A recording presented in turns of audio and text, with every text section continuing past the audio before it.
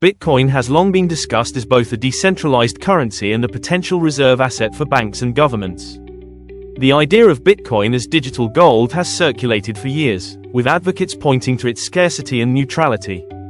Yet in a recent interview, Ray Dalio, founder of Bridgewater Associates and one of the world's most influential investors, argued that Bitcoin is unlikely to become a central bank reserve currency. His remarks highlight the ongoing debate about Bitcoin's role in the global financial system and the limits of its adoption at the institutional level.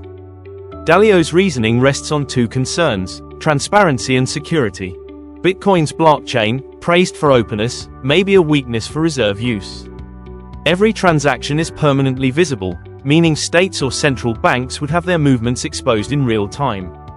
For institutions that rely on discretion, this transparency could be unacceptable. Traditional reserves such as gold or foreign currencies can be held quietly, while Bitcoin would make movements visible to allies and rivals alike. The second concern involves vulnerabilities in Bitcoin's code.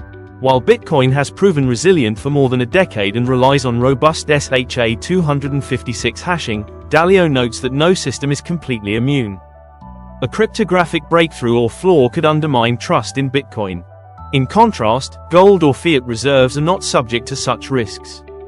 Dalio argues that central banks cannot accept even a small chance of technical failure when managing reserves critical to financial stability. Despite these doubts, Dalio does not dismiss Bitcoin entirely. He calls it an alternative form of money and admits to owning a small amount. In his view, Bitcoin belongs in individual portfolios as a hedge against inflation and debasement, but it remains distinct from the conservative function of official reserves. Analysts such as Adam Livingston counter Dalio's view, calling it FUD, fear, uncertainty, and doubt. For them, transparency is a strength because it ensures accountability and prevents hidden manipulations. They argue Bitcoin's decentralized consensus and proof of work are unmatched in security, and no successful attack has ever compromised its ledger. To Livingston, Bitcoin's survival for more than a decade proves its durability and suitability as a reserve asset, even if adoption by central banks is delayed. Livingston also stresses that fears of code risk overlook the broader context. SHA-256 underpins not just Bitcoin but much of the internet. Breaking it would not only threaten Bitcoin but also banks, digital communications, and global infrastructure. In this light, Bitcoin is no more vulnerable than the systems central banks already depend on.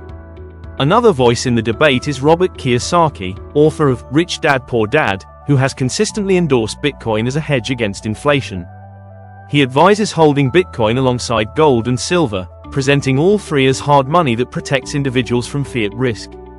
While he does not argue for Bitcoin as a central bank reserve, he reinforces the narrative that Bitcoin is here to stay and should be part of diversified holdings. The debate highlights a central tension in Bitcoin's identity.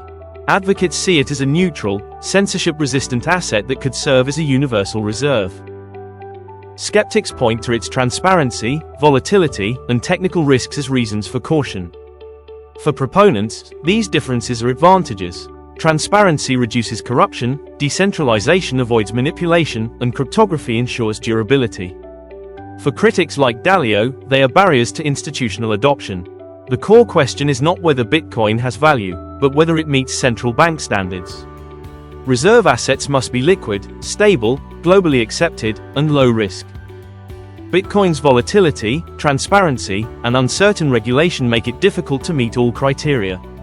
Still, Bitcoin's adoption by institutional investors and the rise of financial products built around it suggest that while it may not sit in central bank vaults soon, it will continue to influence global finance in meaningful ways.